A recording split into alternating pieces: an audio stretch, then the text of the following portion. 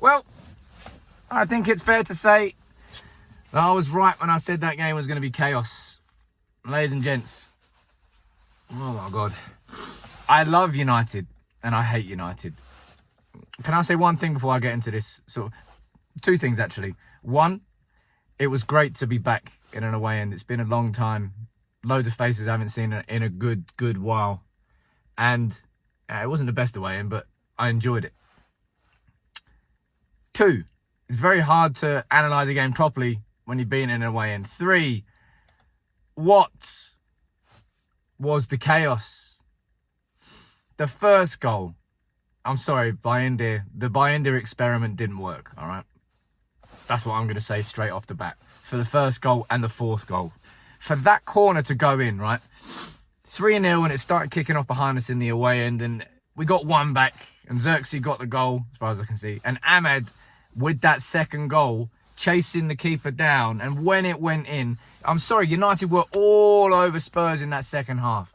It was a starting 11 where Amorim clearly prioritised Bournemouth. Bayindir starting, Ahmad was on the bench. There were changes galore. Eriksen in midfield, questionable. I think it always will be questionable. Anthony started. Spurs were so bang average. They really, really were. I know they ended up winning 4-3. But that second half, when the changes were made, and when that first goal went in from Xerxes, woof, we were all over them. The second goal went in from Amber because we chased them down. And it felt like United, had we not conceded straight from a corner, might have had a chance in that game. Would you say that the changes backfired? I would say Amorim rotated his team because he wants to keep everyone rested and ready, and that's why Ahmad was on the bench. But when Ahmad came off the bench in that second half, we were a significantly better team. So the changes didn't work, really. We lost 4-3. Johnny Evans right at the end. I love United and I hate United. I'm so pissed off that we conceded straight from a corner at 3-2 when we had them on the floor from the moment that first goal went in from Xerxes to the moment that corner went in. And it just deflated how the game was. It was every bit chaotic as I expected it to be. And United came out on the wrong side of chaos. That's what that game was. Just the wrong side of chaos. I love Ahmad, man. He's like the attacking equivalent of Mazraoui, just somebody you can just depend on. And you can say that Mazraoui maybe made some mistakes in that game, but he's just a significantly better footballer than so many people around him. Ahmad is just a significantly better footballer than so many people around him. The fact that he hounded that keeper down and got the second goal, he was geeing up the away end at every particular time he could. But I'm going back to it again. I'm sorry that so many people have been calling for Bayindir to get an opportunity. Like, you need to rotate goalkeepers. Could I say with complete confidence that if Onana was in goal that he wouldn't have palmed it out to Solanke for the first? No, I can't say that with that complete confidence. Can I say with complete confidence that Onana wouldn't have let the ball go over him for the fourth? I can't say with complete confidence. I personally think rotating goalkeepers is just so I think the only reason you need to do it is to keep some sort of semblance of togetherness and team in the squad. Other than that, it's just a bit of a fad. I don't think it ever needs to be done. A goalkeeper is never going to be tired and exhausted from game to game. The goalkeeper can play 90 minutes every single week. But of course, that would mean Bayindir. I think he's going to leave anyway. But I love United and I hate United. I think that's what that game was.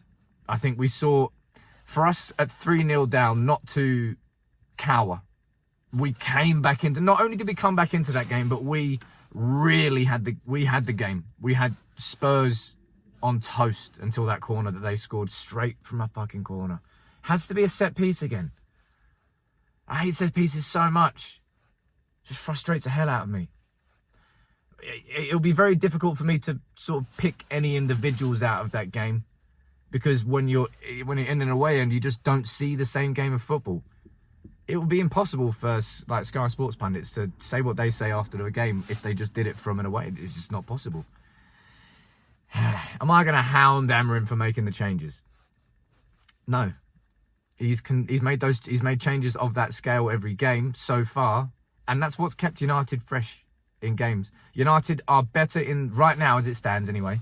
United are better in the last 30 minutes of games than we are in the first 60. Maybe I'm just saying that with recency bias because of what happened against City and what happened against Spurs. Maybe. And maybe it's because we made changes in the last 30 minutes. So we had our better team on the pitch, sure. But fitness levels are certainly improving. However, we've just lost 4-3 to Spurs. Really crap goals. To concede straight after half-time. I think it was Martinez that let Solanke... I mean, you show the striker outside on his left foot. It's like defending 101. In the same way it's goalkeeper 101. Don't palm the ball back to the goalkeeper. And I asked Jake, I said, goalkeeper union, is Bayindir at fault? And he said, yes, you can have a go at him. It's just... We go again. If I had to choose one game this week that I wanted to win post-City, and I'm not just saying this is because we've lost to Spurs, but I would have chosen Bournemouth. And I think Amorim chose Bournemouth. That's why Bayindir started. That's why Lindelof started. That's why Eriksen started. That's why Anthony started. He rotated, and the team looked lackluster as a con. I'm saying that, even in that first half, we have a measure of composure to our game, and we played more football than Spurs did in that first half. Sure, they scored, but we created... I don't know what way to describe it. Either way, I'm going to wrap this one up. 4-3. It was... I knew it was going to be chaos. And it was... When it was 3-2, and we had that 10-minute period, Ahmad, I think, had a chance, sort of whistled by the... No, it was Mazraoui that was the big one.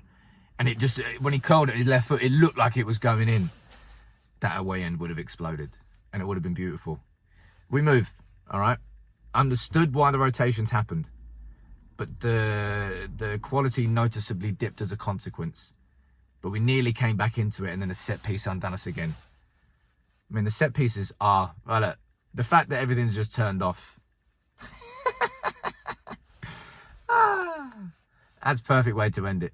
4-3. I'll see you in the morning.